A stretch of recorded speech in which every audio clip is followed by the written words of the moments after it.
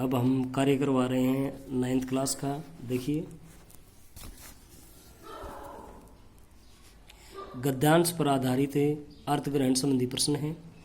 जानवरों में गधा सबसे ज़्यादा बुद्धिहीन समझा जाता है।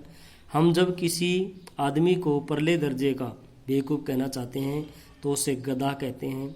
गधा सचमुच बेवकूफ़ है या उसके सीधेपन, उसकी निरापद सहिष्णुता ने उसे यह पदवी दे दी है, इसका निश्चय नहीं किया जा सकता।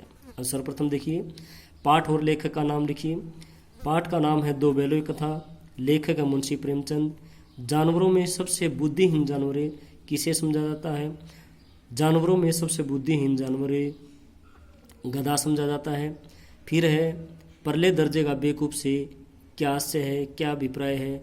जो व्यक्ति बिल्कुल मूर्ख होता है उसे परले दर्जे का बेवकूफ़ कहते हैं। किसी व्यक्ति को गधा क्यों कहा जाता है? जो व्यक्ति समझाने पर भी, बार बार समझाने के पर भी नहीं समझता, उस व्यक्ति को मूर्ख कहा जाता है, उसे ही गधा कहा जाता है। गधे की क्या विशेषताएं होती हैं? गधा बहुत सीधा साधा होता है, इनोसेंस होता है, मासूम होता है, भोला होता है, किसी को किसी प्रकार की हानि न पहुंचाने वाला प्राणी होता है, सहनशील होता है, संतोषी तथा परिश्रमी जानवर होता है। दूसरा देखिए, उसके चेहरे पर एक स्थायी विषाद स्थायी भाव से छाया रहता है।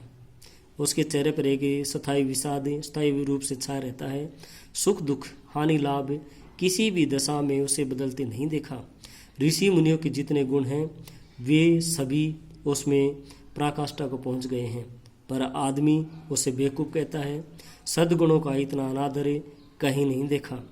कदाचित सीधापन संसार के लिए उपयुक्त नहीं है। देखिए न, भारतवासियों की अफ्रीका में क्या दुर्दशा हो रही है। क्यों अमेरिका में उन्हें घुसने नहीं दिया जाता? बेचारे शराब नहीं पीते, 4 पैसे कुछ समय के लिए बचा कर रखते हैं, जी तोड़कर काम करते हैं, किसी से लड़ाई झगड़ा नहीं करते, 4 बातें सुनकर गम खा जाते हैं, फिर भी बदनाम है। पाठ और लेखक का नाम देखिए। पाठ का नाम है दो बैलों की कथा, लेखक का नाम है मुंशी प्रेमचंद। और दूसरा क्वेश्चन है, स्थायी विषाद किस पर छाया रहता है और क्यों? अब देखिए,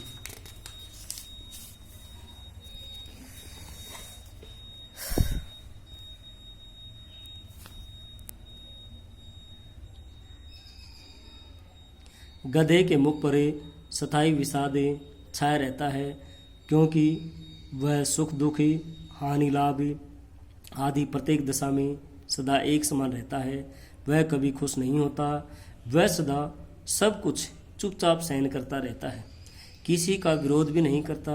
इसलिए गधे के मुख पर एक विषाद, एक दुख की छाया छाई रहती है। वह प्रत्येक अवस्था में, चाहे सुख हो, चाहे दुख हो, चाहे हानि हो, चाहे लाभ हो, सभी दिशाओं में, सभी परिस्थितियों में समान रूप से कार्य करता रहता है। कभी खुश होता हुआ दिखाई नहीं देता। वह सदा चुपचाप अपना काम करता रहता है, किसी का विरोध नहीं करता। अब थर्ड क्वेश्चन देखिए इसका, सीधापन संसार के लिए उपयुक्त क्यों नहीं है? अब थर्ड क्वेश्चन देखिए इसका, सीधापन संसार के लिए इसलिए उपयुक्त नहीं है क्योंकि सीधे व्यक्ति को लोग बेवकूफ़ समझते हैं और उसे अपने मन के अनुसार चलाते हैं। उसके गुणों का कोई आदर नहीं करता, सब उसे धुतकारते हैं। मेहनत से काम करने पर भी उसे बदनाम किया जाता है। अब फोर्थ क्वेश्चन देखिए, भारतवासी क्यों बदनाम है? भारतवासी अपने सीधेपन के कारण बदनाम है। वे न तो शराब पीते हैं और न ही किसी से लड़ाई झगड़ा करते हैं। वे सदा मेहनत से अपना काम करते हैं। वे किसी के लेन देन में नहीं रहते तथा मुसीबत के दिनों के लिए कुछ बचा कर कुछ रुपये रखते हैं। अब देखिए इसका फिफ्थ क्वेश्चन देखिए, 4 बातें सुनकर गम खा जाते हैं से क्या तात्पर्य है? इस कथन का यह तात्पर्य कि कोई व्यक्ति चाहे किसी को कितना भी बुरा भला कहता रहे, उस व्यक्ति को कोई उत्तर नहीं देना चाहिए, बल्कि चुपचाप सब कुछ सहने कर लेना चाहिए।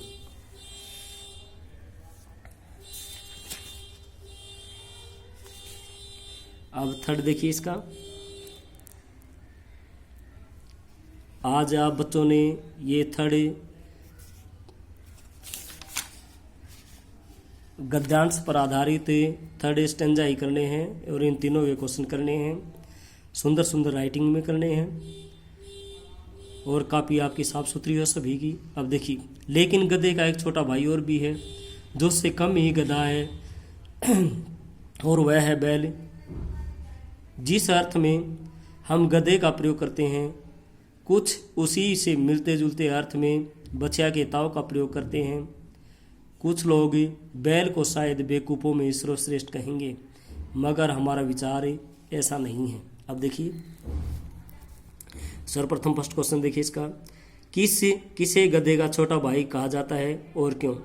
बैल को गधे का छोटा भाई कहा जाता है क्योंकि वह भी गधे के समान परिश्रमी, सहनशील और सरल है, परंतु कभी कभी अड़ जाता है, इसलिए गधे से कम मूर्ख होने के कारण गधे का छोटा भाई कहलाता है। बछिया के ताव से क्या है? बछिया गाय की सीधी सादी सरल स्वभाव की संतान होती है। बैल उससे भी अधिक सरल परिश्रमी होने के कारण बछिया का ताव कहलाता है। पहलवान और मूर्ख व्यक्ति को भी बछिया का ताव कहती हैं। अब थर्ड क्वेश्चन देखिए, बैल बेवकूफ़ों में सर्वश्रेष्ठ क्यों नहीं है? बैल बेवकूफ़ों में सर्वश्रेष्ठ इसलिए नहीं है क्योंकि वह कभी कभी सहनशीलता छोड़कर अड़ियल बन जाता है और सींग मारने लगता है।